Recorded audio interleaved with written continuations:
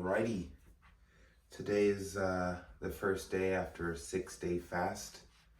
Technically, I'm still fasting since I haven't broken my fast yet. It is 7:47 a.m. in the morning, the day before Thanksgiving, and I am not celebrating with anyone. Thank God. I am on a journey to reach 5% body fat by the end of the year, and to celebrate the holiday season would be detrimental to my goals. With that being said, I'm normally not up this early. I am not a morning person. But ever since I joined the gym, Zoo Culture, I have had a surge of energy coursing through my veins, even while being on a 6-day fast, which is great because now that I get to start eating again, who knows how much energy I'll actually have throughout the day and be able to apply that to being productive. On that note, last night I was waiting to fall asleep and I was just excited for the next day, which is a really great sign, like I said. And I had this, I don't know, it's all kind of coming together. And what I want to articulate, I've been at Zoo Culture for 2 days now. I'll be going again today, so that will be my third day. First day, I saw Larry Wheels, Bradley Martin, Eric Janicki, this Asian dude that I don't know the name of, but I see him on social media all the time. He does a lot of podcast work with Larry Wheels and other individuals. I don't know his name, but I saw him, and I started getting an idea as to okay, these are what these top fitness influencers look like.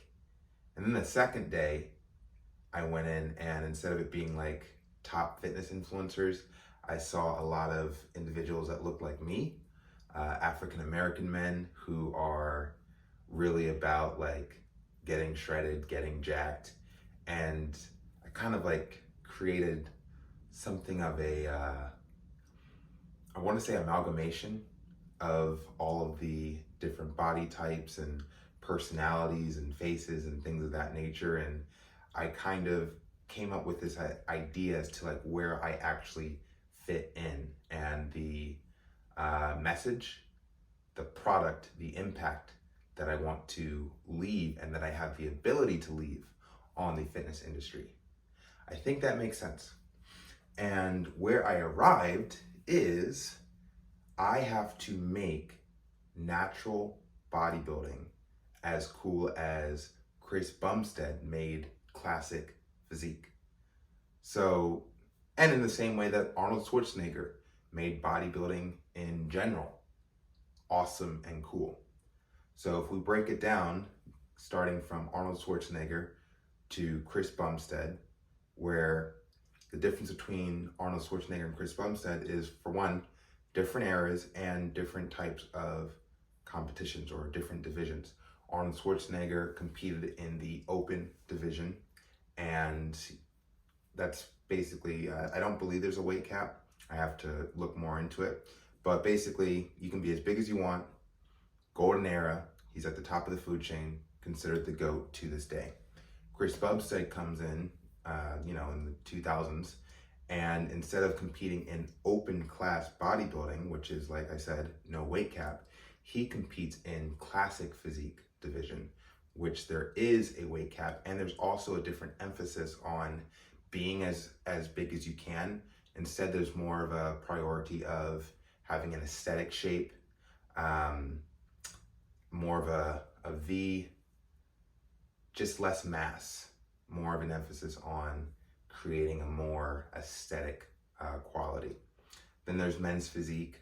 Men's physique, they're wearing board shorts and your legs are covered up. You're looking for a more athletic look, something that you could see at a beach or something like that. My aspiration is to compete as a natural bodybuilder in classic division. However, because I neglected my legs for all of my 20s and before, I'm gonna have to wait to compete in classic division or classic physique, probably a couple of years. But in the meantime, and this is a new thought, this is a thought that has occurred within the past 48 hours. In the meantime, now that I've surrounded myself with the type of competition that's available to me in the form of Larry Wheels and Bradley Martin and these other guys that have similar physiques to mine, but might not have the level of focus or the specific aspiration of becoming a champion as a natural bodybuilder.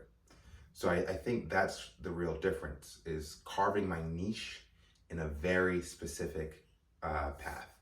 And that path is through natural bodybuilding, first in the men's physique division, where I wear the board shorts, cover up the weakness, which is the legs, and the entire time understanding that I am growing my legs as quickly as I can so that I can compete in the classic division as well as a natural bodybuilder to put natural bodybuilding on the map.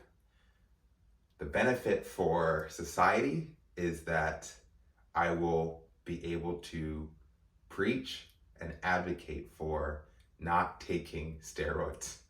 With the amount of saturation that's on social media when it comes to getting shredded and getting in shape and having a really appealing aesthetic physique, all of the comments on any person who looks remotely good is like, oh, this guy's probably juicing, or, oh, you dropped this, king, and it's an emoji of a needle. My goal when it comes to what I'm doing with my physique and my career is to put out, hey, listen, if you just focus on your diet and your exercise, you can achieve a level of physique that is noteworthy. And that's what I'm going to do with my body, and that's what I'm going to do with my story. That's my brand, a natural bodybuilder who is making it cool.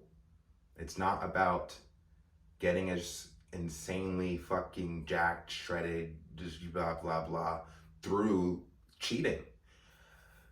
I don't want to say cheating because PEDs isn't necessarily cheating. It's just not necessary. Find out why you feel the need to take PEDs. And if you actually have a legitimate reason, go for it. But for most people, you don't need them. Unless you're trying to be the next Chris Bumstead or the next Arnold Schwarzenegger, you don't need performance-enhancing drugs in order to optimize your physique. And I will be a testament to that. Wonderful stuff. Okay, I think I got it all out. Zoo culture has changed my perspective on the game. I am feeling very enthusiastic. I also want to make a movie about the whole process. I'm documenting everything. I'm writing down as many notes and thoughts and things as I can because this is the screenplay.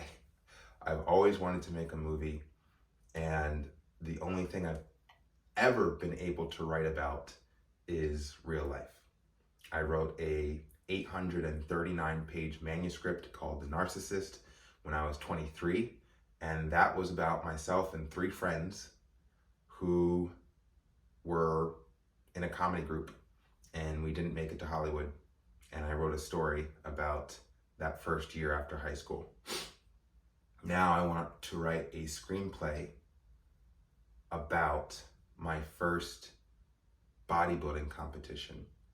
And I want to include scenes of me going to Zoo Culture, and I want to get cameos of Larry Wheels and Eric Janicki and other individuals that populate Deontay Ware at Valley Muscle, who took me under his wing yesterday, and we were able to work out together, and he was able to introduce me to other individuals that were frequenting the gym.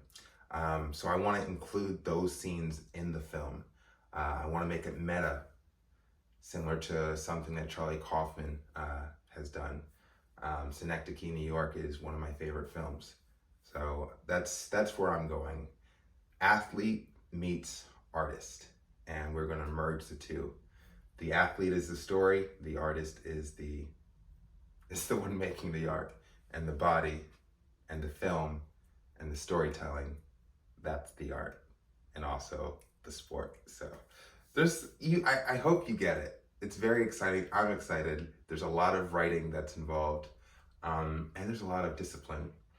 And I think with all of this alignment, it's going to keep me busy for the next many, many years.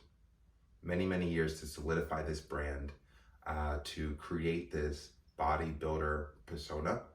I even have a haircut in mind. I might even have an earring, very similar to the character that I was portraying in a movie that's coming out next year that I helped co-produce, Skyfly. It's going to be available via streaming in the near future, 2024, coming to a TV near you. But yeah, there's a bodybuilder persona that I want to incorporate into the film. It's going to be amazing. I'm very excited, and I also I'll just leave it there. Content is coming, content is king, and there's so much more to do. Thank you for watching, and yeah, we're just getting started.